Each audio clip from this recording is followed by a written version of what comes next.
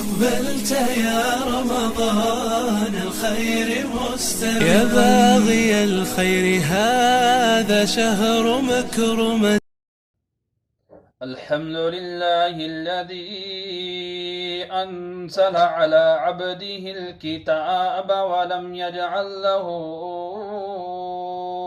عوجا.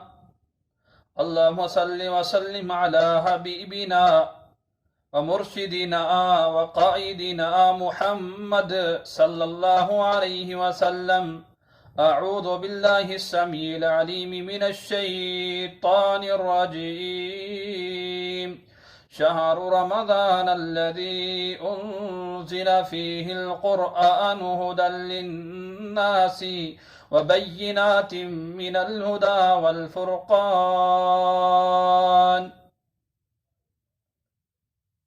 عزیز دوستو، اللہ مالک العلام ذوالجلال والاکرام نے ہم مسلمانوں پر بہت بڑا انعام و اکرام کیا ہے کہ اس نے ہماری زندگیوں میں رمضان المبارک جیسے عظیم مہینے کو لایا.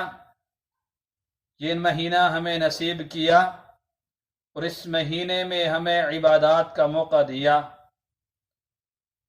یقیناً دوستو، جہاں پر اس مہینے میں روزے ہیں وہیں پر کثرت کے ساتھ قرآن مجید کی تلاوت بھی جو ہے اس مہینے میں مشروع ہے اور افضل عمل ہے. جس طرح روزے دار کے لیے شفاعت کرے گا، اسی طرح قرآن مجید بھی رمضان المبارک کی راتوں میں بیدار رہ کر کے قرآن پڑھنے سننے والوں کی حق میں جو ہے قرآن بھی سفارش کرے گا. قرآن اور رمضان کی گہری نسبت ہے. ایک نسبت تو یہ ہے کہ رمضان کا تعارف اگر قرآن میں رب تعالیٰ نے اگر کرایا ہے، رمضان المبارک کے مہینے کا تعارف قرآن پورے کو اٹھا لیجئے، کسی مہینے کا تعارف اس انداز میں نہیں ہوا، بلکہ مہینوں کا نام لے کر کے ذکر ہی نہیں، صرف واحد رمضان کا ذکر کیا اور رمضان المبارک کا ذکر جو ہے تعارف قرآن کے نزول کے ساتھ کروایا. کہیں اجمالاً ذکر کیا تو کہیں جو ہے نام لے کر کے ذکر کیا. فرمایا شہر رمضان الذی انزل فیہ القرآن هدى للناس وبينات من الهدى والفرقان. رمضان المبارک کا مہینہ وہ بابرکت مہینہ ہے جس مہینے میں قرآن کا نزول ہوا. وہ قرآن جو لوگوں کے لیے سراسر ہدایت کا ذریعہ ہے، وہ قرآن جو حق و باطل کے درمیان فرق کرنے والا ہے. دوسری آیت میں فرمایا انا انزلناہ فی لیلۃ القدر، بے شک ہم نے قرآن کو لیلۃ القدر میں نازل کیا. لیلۃ القدر رمضان المبارک کے مہینے میں آتی ہے. لوگوں ذرا غور کرو کہ قرآن کے نزول کا انتخاب اللہ رب العالمین نے کون سے مہینے کا کیا جو تمام مہینوں سے افضل مہینہ ہے. اس مہینے کی گھڑیوں میں سے کس گھڑی کا انتخاب کیا، راتوں میں سے کس رات کا انتخاب کیا. مالک العلام نے قرآن کے نزول کے لیے قرآن رمضان المبارک کی آخری 10 راتوں میں سے 5 راتوں میں سے ایک تاک رات کا انتخاب کیا. اس رات کو لیلۃ القدر کے نام سے جانتے ہیں. لیلۃ القدر خیر من الف شہر. ایسی رات کے ہزار مہینوں کی عبادت ایک طرف اور کے لیے لیلۃ القدر کی عبادت ایک طرف، اور لیلۃ القدر کی عبادت جو ہے بہت ہی بہتر ہے. اس بہتر رات کا انتخاب قرآن کے نزول کے لیے کیا.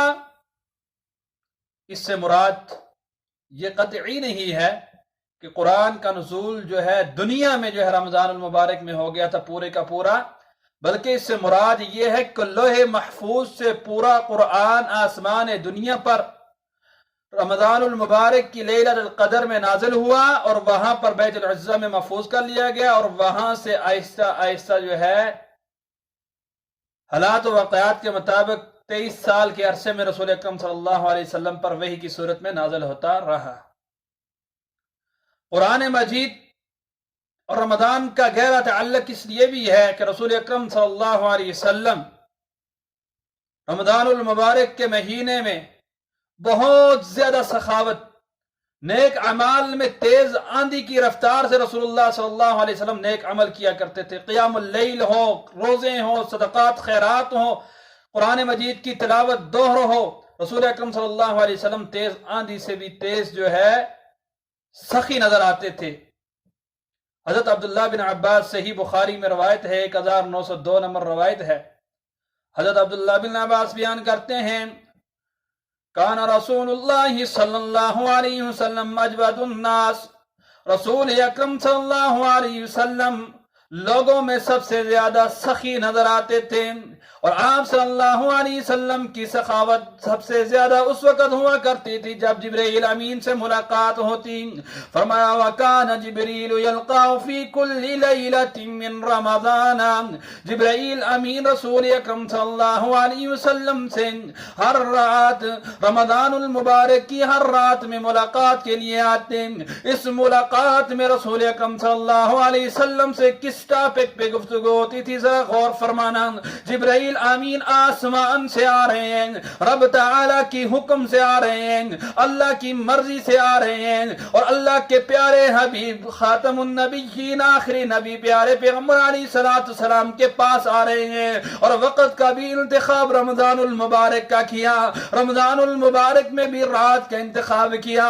اس رات میں آنے کا مقصد کیا تھا، فرمایا کہ رسول اکرم صلی اللہ علیہ وسلم سے مل کر قرآن مجید کا، رسول اکرم صلی اللہ علیہ وسلم سے مل کر قرآن مجید کا دور کیا کرتے تھے، یعنی رسول اکرم صلی اللہ علیہ وسلم قرآن مجید کی تلاوت کیا کرتے، جبرائیل امین آپ کے سامنے بن کر آپ سے تلاوت سماعت فرما لیا کرتے تھے۔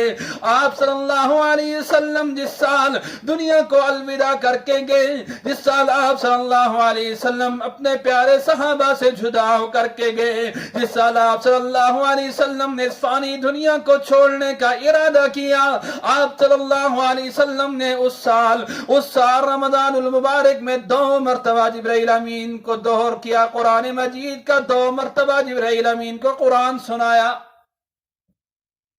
ذرا غور کیجئے کہ قرآن مجید کا رمضان کے ساتھ کتنا گہرا تعلق ہے، اور پھر رمضان المبارک کی رات کے ساتھ تعلق ہے کہ رسول اکرم صلی اللہ علیہ وسلم قرآن مجید کا رات کو جو ہے دوہر کیا کرتے تھے۔